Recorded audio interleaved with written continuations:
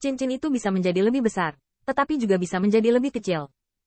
Setelah menutupi Qin Yichen dan kemudian tiba-tiba menutupnya, taji tulang tajam di dalam ring secara alami dapat memutar yang pertama menjadi lumpur daging.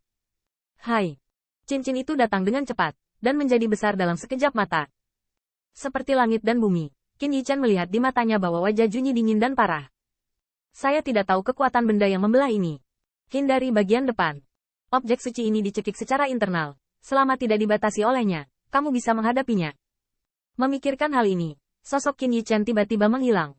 Lain kali, bayangan ilusi yang tertinggal tiba-tiba dijatuhkan oleh cincin itu. Itu hanya menyempit, tetapi melihat bahwa bayangan ilusi telah menghilang. Kocok. Yuan Ce tiba-tiba berteriak, menghentikan objek dewa menjadi lebih kecil, dan sedikit terkejut pada saat yang sama. Karena dia hanya merasa bahwa bayangan ilusi adalah dewa anak itu.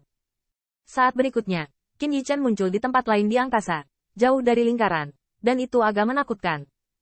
Melihat ini, Xiong Lai tersenyum dan berkata, tubuh ini menarik. Lebih dari sekadar menarik, Xiong Lai sebenarnya penuh rasa iri. Dia bisa bergerak dalam kehampaan, dan jejaknya sulit ditemukan, setidaknya level teknik abadi. Pada saat yang sama cemburu menggertakkan gigi, bagaimana mungkin anak ini ada di sekujur tubuh? Namun, Yuan Ce melihat siluet ramping yang berdiri di udara. Tapi dia bercanda, melarikan diri. Orang tua, kamu harus melihat kapan kamu bisa melarikan diri. Dia tidak percaya bahwa tubuh kosong ini dapat digunakan tanpa batas waktu. Segera, pikiran Yuan Ce bergerak, dan cincin itu menarik angin lagi, mengejar dan membunuh Qin Yichen. Wajah Qin Yichen suram, siluetnya menghilang lagi, dan cincin itu mengenai bayangan ilusi, dan bayangan ilusi itu tiba-tiba menghilang. Bajingan kecil, terus berlari. Yuan Ce mencibir, menyendiri dan jauh seperti kucing memainkan tikus. Hari ini, dia harus membuat anak ini sangat jelek untuk menyelamatkan wajahnya. Ketika memanipulasi Rifting Bone Ring dan bergegas ke Qin Yichen lagi, Yuan Ce diam-diam merasa bangga. Pertarungan ini, ketika dia memecahkan bajingan kecil itu, kemudian membantu Tuan Muda Yin memecahkan Dewa Emas berambut ungu. Dengan cara ini, dia dapat dikatakan bertanggung jawab atas setengah dari kredit, dan bila gigi sederhana kemungkinan besar akan dibagikan kepadanya. Lagi pula, jika Anda memiliki benda yang membelah di tangan Anda memiliki semangat berbicara yang berbeda.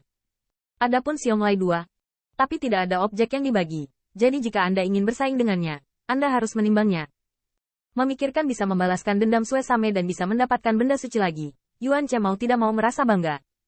Sebaliknya, Qin Yichen dalam keadaan pasif. Setelah menghindari pengejaran dan pembunuhan cincin tulang rifting lagi, Qin Yichen melakukan tendangan voli di udara, dan alisnya sedikit terangkat. Jelas, ditemukan bahwa itu bukan satu-satunya cara untuk menghindarinya, belum lagi hilangnya sihir cahaya. Tepatnya, Qin Yichen sejak awal menunjukkan bahwa cahaya putih bersembunyi, dan tidak mungkin bersembunyi dari objek dewa. Tetapi pada saat ini, bila gigi ada di tangan Ziyun, dan meskipun dia memiliki banyak kartu berlubang, dia terlihat lemah di depan objek yang membelah. Adapun trik pembunuhan terkuat yang dapat mengguncang objek ilahi, atau bahkan menghancurkannya, Qin Yichen bukannya tampaknya, tetapi sedikit cemburu. Di lautan kesadaran, Hong Lian juga berkata dengan cemas, "Nak, berikan aku meriam Dewa Naga, dan itu akan diselesaikan setelah satu tembakan. Adapun sepasang saudara kandung dan 10.000 lembah bunga, aku harus mengetahuinya. Belum lagi meriam Dewa Naga, jika tidak berhasil, berikan padaku." Tiba-tiba, Hong Lian juga cemas.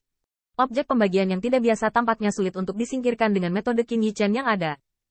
Namun, Qin Yichen mendengar ini, itu adalah transmisi suara diam-diam, belum. Kurang dari 10.000, dia benar-benar tidak ingin menggunakan Dragon God Cannon dan Heavenly Dragon.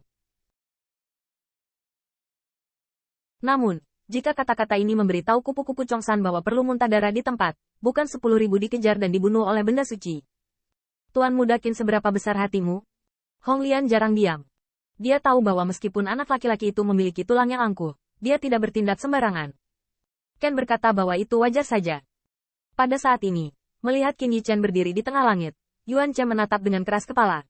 Kenapa, kamu tidak bersembunyi? Lalu mati. Tetapi ketika saya melihat mulut Qin Yichen berdetak, siluet itu tiba-tiba menukik ke bawah, dan tempat di mana ia bergegas sebenarnya adalah banyak siluet yang menonton pertunjukan. Hai! Cincin itu tiba-tiba diselimuti, tepat di belakang Qin Yichen, dan para penonton di sela-sela itu tiba-tiba mengubah wajah mereka dan memarahi mereka di tempat.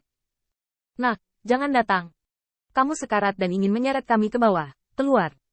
Pembangkit tenaga ini diam-diam menikmati kemalangan orang lain tempo hari, bahkan jika anak ini memiliki kemampuan yang luar biasa. Bukankah ini seperti tikus yang bersembunyi di Tibet di depan sebuah objek pemisah? Namun, pada saat berikutnya, saya melihat Qin Yichen masuk ke dalam siluet, dan dia tidak mencoba membunuh, hanya menghindari 4 dari mereka, dan dia tidak lupa untuk melihat ke belakang dan mencibir. Jika ada sejenis, Anda akan menyelimuti kami semua. Sudut mulut Yuan Che berkedut. Bajingan kecil inilah yang menemukan cara untuk berurusan. Tiba-tiba, cincin itu berhenti di depan banyak pembangkit tenaga listrik, tetapi wajah orang-orang itu tiba-tiba berubah. Jika mereka tersapu oleh cincin ini, mereka tidak akan terpotong di pinggang. Meskipun Yuan Che ingin membunuh Qin Yichen, dia tidak berani membuat luka yang tidak disengaja berskala besar.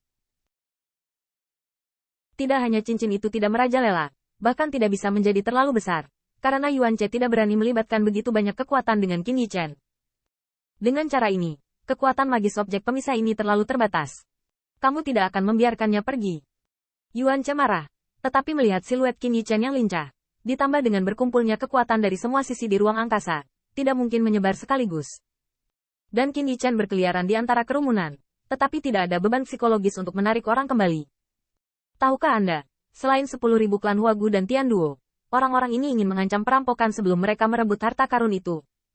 Sekarang menggunakan mereka sebagai perisai, Qin Yichen bisa dikatakan bahagia. Dia tidak percaya Yuan Che berani membunuh di tempat. Meskipun aku tahu bahwa bersembunyi bukanlah cara untuk melakukannya, setidaknya sekarang Yuan Che memiliki beberapa keraguan. Dalam keputusasaan, saya tidak punya pilihan selain melihat bahwa cincin itu telah menyusut tajam dan berubah menjadi seukuran cakram gerindra. Tanda seru. Tanda seru. Tak berdaya, sosok Qin Yichen jauh lebih fleksibel daripada objek ilahi. Dan yang terpenting adalah Qin Yichen tidak takut memukul orang, tetapi Yuan Che harus tetap memegang tangannya. Melihat siluet ramping berebut di sekitar mereka, banyak pembangkit tenaga listrik juga membenci kertakan gigi, tetapi tidak ada dari mereka yang berani berhenti bercanda, apalagi menunda langkah Qin Yichen, karena kekuatan pertempurannya yang mengerikan, takut pada dirinya sendiri. Harus dipotong. Akibatnya, banyak pembangkit tenaga listrik berani marah, tetapi nantikan siluetnya seperti kekacauan, jangan sadar diri, dan berdoa agar Yuan Che tidak menyakiti mereka secara tidak sengaja. Menyerang untuk waktu yang lama tanpa hasil, Yuan Che juga secara bertahap menjadi mudah tersinggung, dan berjuang dengan Ziyun, dan bahkan Yin Xiao yang kelelahan melihat ini, bahkan menjadi sangat marah. Istimewanya, meski belum bermain 3 kali, sekarang benda suci sudah tertembak, dan bajingan kecil ini bisa dimainkan. Kenapa kamu tidak mati saja? Yin Xiao tidak bisa menyalahkan Yuan Che, dan tahu bahwa mengutuk Qin Yichen bahkan lebih tidak berguna, dan tiba-tiba menjadi dingin.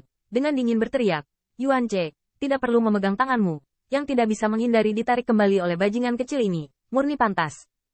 Aku akan mengurusnya. Apa yang salah? Bahkan jika Anda datang ke 1000 Royal League untuk menemukan saya,